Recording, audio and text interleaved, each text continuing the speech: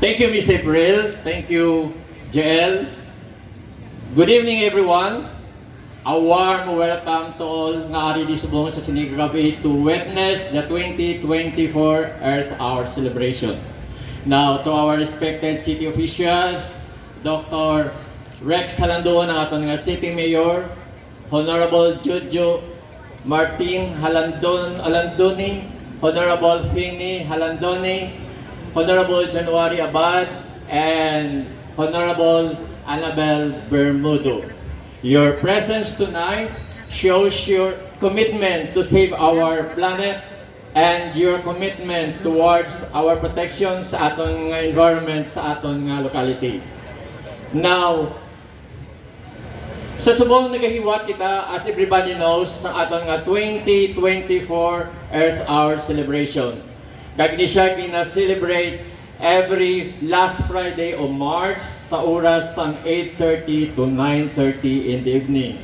Pero tonight, mag-celebrate kita sang Earth Hour celebration at 7:30 in the evening hasta sa 8:30 in the evening sa sining gabi. Now, ang question amo ni siya, ano bala ang Earth Hour? Kagaano kita during sa Earth Hour? So, ang Earth Hour is an annual global event nga siya gin-organize ang World Wildlife Fund for Nature. Kag diin ini nagapatay kita sa suga for 1 hour.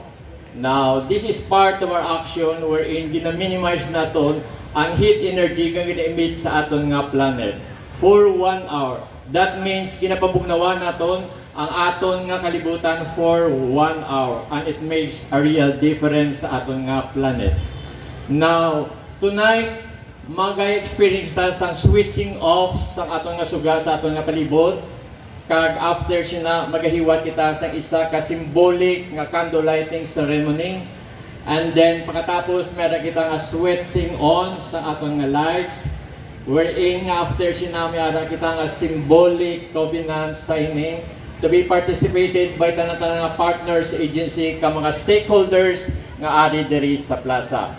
So ini ginahimo naton ini gahatag ni siya sang strong message nga sa diin there is a need to take action party sa global warming, party sa climate change, kag party sa sige-sige nato nga paghihimuon nga dapat may ara nga conservation of energy nga ginahimo naton in our respective home sa aton nga offices kag sa aton nga mga establishmento.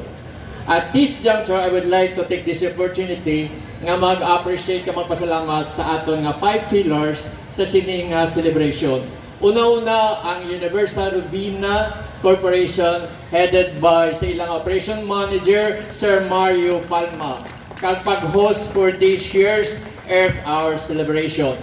Ikaduha ang aton nga Isla Sul. Nasa diin ang ilang plant manager si Engineer Ray Vincent Enriquez. Wala di siya subong, kuwari si Sir Jael. And then ikatatlo ang aton nga Southern Negros Biopower headed by Engineer Ernesto Lura Jr. Very grateful kita nga si Engineer Abad. Thank you for coming.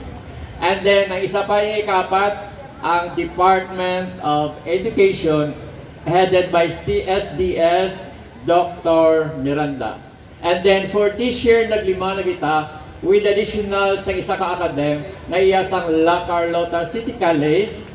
Kaya pasalamatan natin si Dr. Cabuena.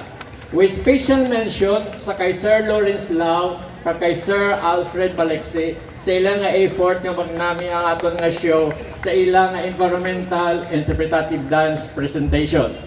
Now, I hope nga ang ini nga event magahatag kang magatat sa aton nga heart nga to commit ourselves kang mag-continue sa aton nga advocacy on environmental protection, environmental sustainability, environmental conservation, and environmental rehabilitation. Sa liwat, thank you very much and once again, good evening.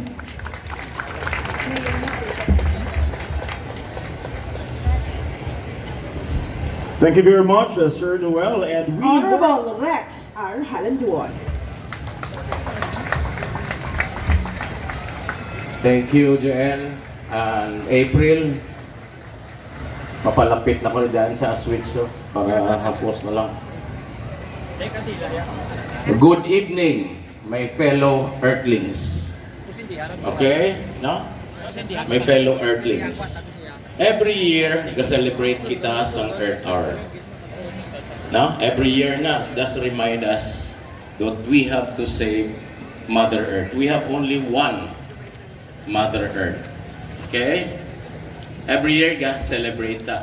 Okay, just to remind us. No. But what really are we doing to save Mother Earth? Ano ayhan ginahimo tagid? Okay. For your information, La Carlota was the first to establish a solar rooftop installation at the Gym 2 3 years ago, no? 25 kilowatt system. The next year, kitang una sa bilog na 33 LGUs sa province, including the province of Negros Occidental, Bacolod. Kitang pinakauna.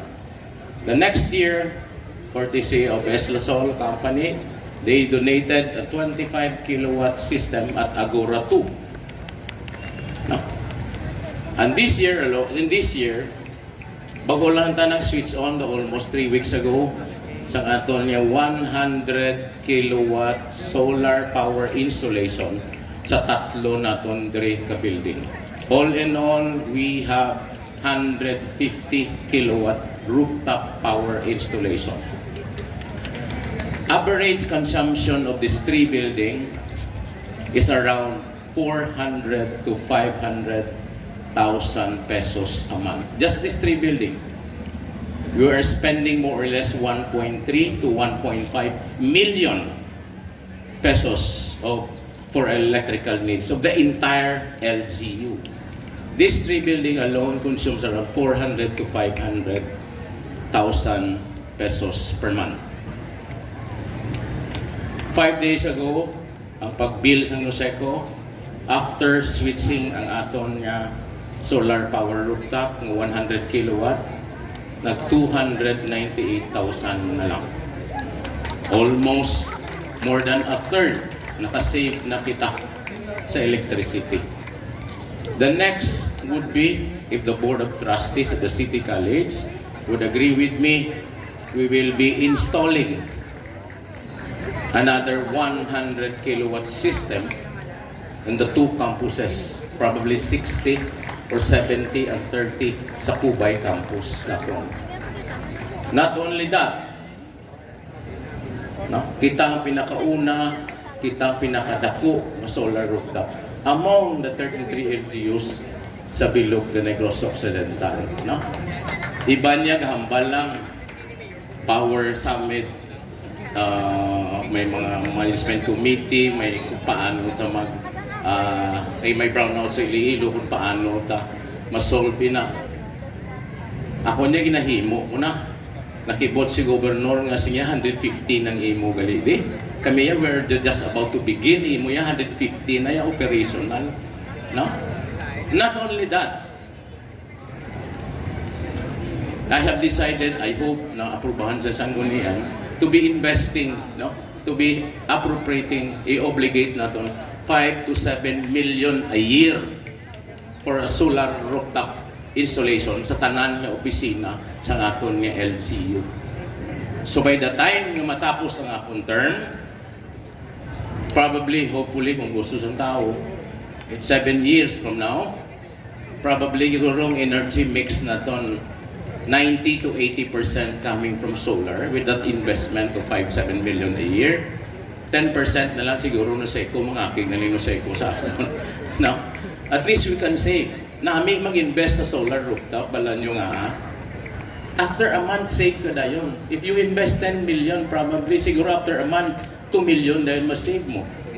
Outright savings na yun sa inyong electrical bill. Okay? And not only that, that's about utilization of energy. Kundiin ta makuha sa electric cooperative or sa aton nga libre from the sun.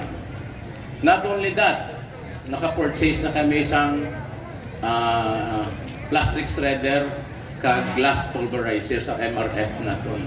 So soon, we will be mixing plastics with pulverized glass and cement para i-continue tang aton nga mga sidewalk, no? Plastic and glass sidewalk sa La Carlota.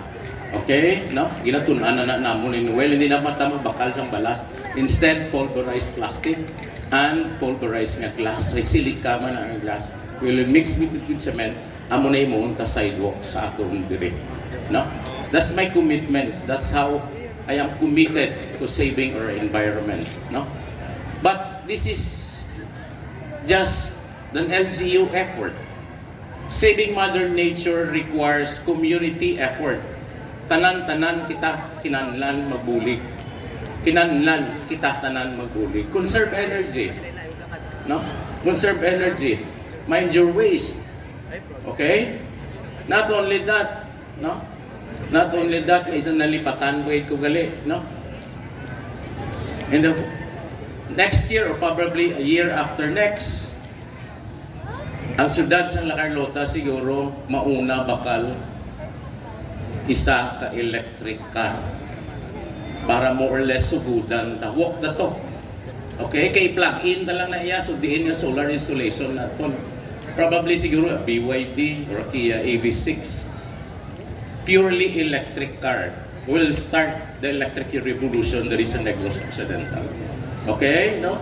That's our way of saving Mother Nature. Okay? Thank you for coming over in celebration of the Earth Hour. No? Thank you, URC, for facilitating the program.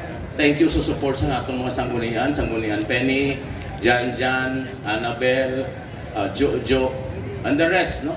Dr. Tabuena, Dr. Miranda, and the rest. Si Jael, Aridi, sino pa kayo? Biomass, ariman di si Kwan, si tawag na engineer ko, no? Pero hindi ni sa engineer niya, sawa niya Jan, no? Si Nathan, no? Thank you everybody, no? So, let me remind you, that's a decision sang LGU. But then, LGU is just a part of the community. We must do your own part in saving Mother Nature. Okay? But we will take the lead. The LGU will take the lead. So thank you. And once again, mayong gabi sa inyo. The Local Government Code of the Philippines, I, Rex R. Halanduon, City Mayor of La Carlota City, do hereby officially declare the support and participation of the city in the Earth Hour 2024 celebration with the theme Uniting for One Shared Home. Let all non-essential light be switched off.